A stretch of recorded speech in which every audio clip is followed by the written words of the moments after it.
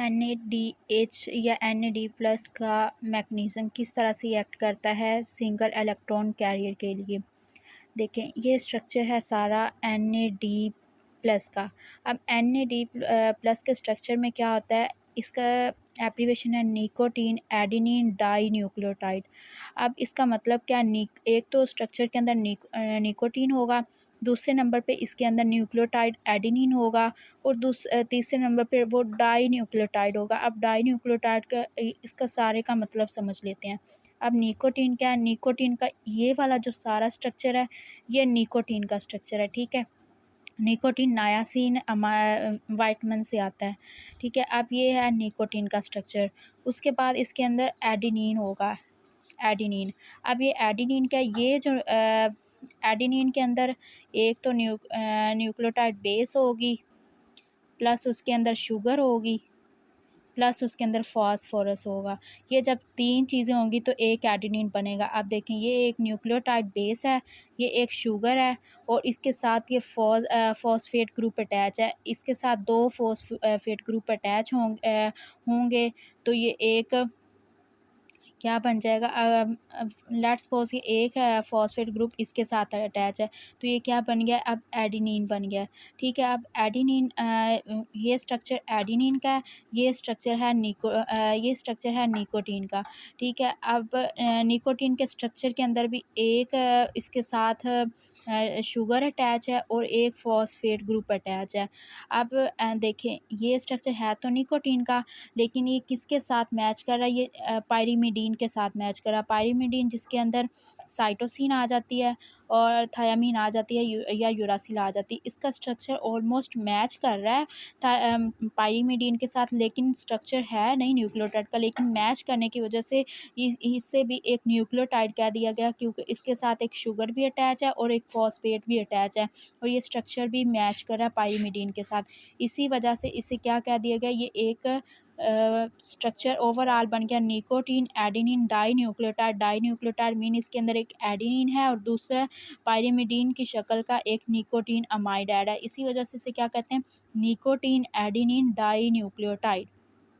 अब अगर इसके मैकेनिज़्म की बात करें तो मैकेनिज़्म सिर्फ़ और सिर्फ़ जब ये इलेक्ट्रॉन कैरियर के तौर पर काम करता है, तो इसके अंदर स्ट्रक्चर सिर्फ़ और सिर्फ़ निकोटीन का वर्क कर रहा होता है, बाकी ओवरऑल स्ट्रक्चर कांस्टेंट रहता है, यानी उसके ऊपर कोई इफ़ेक्ट नहीं होता। देखें, अब उसकी जगह पे हम इस सारे स्ट्रक्चर की जगह पर अगर हम R लिखते हैं तो ज़्यादा बेहतर है, क्योंकि इतने स्ट्रक्चर को बार-बार लिखना मुश्किल हो जाता है। अब ठीक है, इसकी जगह हमने R लिख दी, यानी ये एक ब्रांच इसके साथ अटैच है। ये एक निकोटीन का स्ट्रक्चर है। अब ये NAD+ क्यों कहते हैं? NAD+ सिर्फ़ और सिर्फ़ इस जो यहाँ पर नाइट्रोजन के ऊपर प्लस का चार्ज है, इसी वजह से इसे NAD+ कहा जाता है, क्योंकि इसके पास डेफिशिएंसी है इलेक्ट्रॉन की, ठीक है। अब देखें, N ने स्ट्रक्चर जो अपने बॉन्ड हैं उसके 3 बॉन्ड होने चाहिए, लेकिन यहाँ पर 4 बॉन्ड बन रहे हैं। एक कार्बन के साथ 2 बॉन्ड बन रहे हैं, एक कार्बन के साथ 1 और एक R के साथ बन रहा है, लेकिन यहाँ पर इसके 3 बॉन्ड होने चाहिए। ये जो यहाँ पर जो कार्बन है, ये इसने अपनी वैलेंसी पूरी करने के लिए इस नाइट्रोजन के साथ एक एक्स्ट्रा बॉन्ड बनाया, जिसकी वजह से इसके ऊपर पॉजिटिव चार्ज आ गया, ठीक है। इस पॉजिटिव चार्ज की वजह से इसे NAD+ कहा जाता है।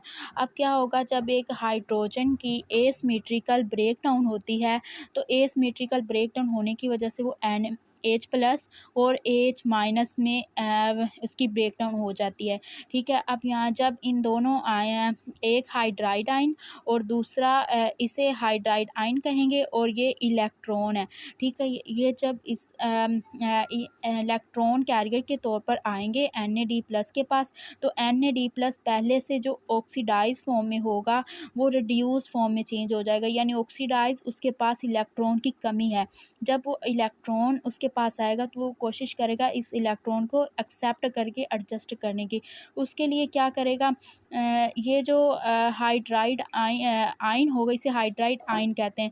ये क्या करेगा, ये डायरेक्ट अटैक करेगा इस कार्बन के ऊपर और इस कार्बन के साथ बॉन्ड बना लेगा। अब जब इस कार्बन के साथ बॉन्ड बना लेगा, तो इस कार्बन की बॉन्ड पहले से जो 4 बॉन्डिंग इसकी कंप्लीट है, तो 5 बॉन्ड हो जाएंगे। तो पाँचवें बॉन्ड को ये क्या करेगा, शिफ्ट कर देगा। अब इसको सॉरी, हाइड्राइड आयन ये वाला नहीं है, हाइड्राइड आयन ये वाला है, ठीक है। जब हाइड्राइड आयन इसके ऊपर अटैक करेगा तो यहाँ पर कार्बन के 4 बॉन्ड हो जाएँगे, 5 हो जाएँगे। अब कार्बन ने अपना 5वाँ बॉन्ड शिफ्ट करना है, तो वो कार्बन अपना 5वाँ बॉन्ड यहाँ पर शिफ्ट कर देगा। अब यहाँ पर जब ये बॉन्ड हो जाएगा तो यहाँ पर फिर अगेन वही कार्बन के 5 बॉन्ड हो जाएँगे।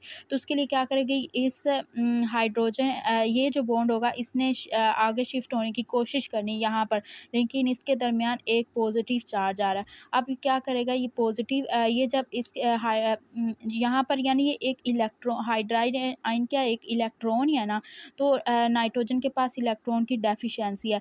जब ये वाला बॉन्ड यहाँ पर शिफ्ट होने की कोशिश करेगा तो नाइट्रोजन उसका इलेक्ट्रॉन एक्सेप्ट कर लेगा।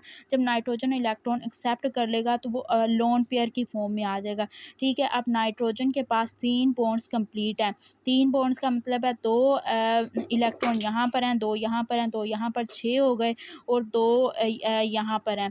अब ये तो हो गए 8, लेकिन नाइट्रोजन के इलेक्ट्रॉन कितने होते हैं, 7 होते हैं। तो यहाँ पर एक एक्स्ट्रा इलेक्ट्रॉन इसके पास आ गया। एक्स्ट्रा इलेक्ट्रॉन इसने मतलब कैरी किया हुआ इलेक्ट्रॉन, जिसे ये इलेक्ट्रॉन ट्रांसपोर्ट चेन में ट्रांसफ़र कर सकता है। तो इसी वजह से जब यहाँ पर लोन पेयर आ गया तो अगले किसी भी बॉन्ड पर कोई इफ़ेक्ट नहीं होगा, वो एज़ इट रहेंगे। यानी सिर्फ़ और सिर्फ़ यहाँ पर जो बॉन्ड था ये यहाँ पर शिफ्ट हुआ है, और यहाँ पर शिफ्ट होने की वजह से ये जो बॉन्ड था ये इसने नाइट्रोजन के पॉजिटिव चार्ज को ख़त्म करके यहाँ पर लोन पेयर बना दिया है। तो ये सारा स्ट्रक्चर क्या बन गया, NADH, क्योंकि पहले ये Na था, NAD था, इसके पास एक हाइड्रोजन था लेकिन एक और ऐड हो गया तो ये NADH बन गया। और साथ में ये जो यहाँ पर हाइड्रोजन यहाँ पर ये जो हाइड्रोजन था एटम, ये यहाँ पर अलग से अब आ जाएगा। तो इसी वजह से NADH प्लस H प्लस हो गया। ये है निकोटीन एडेनिन डाई न्यूक्लियोटाइड का मेटाबॉलिज्म।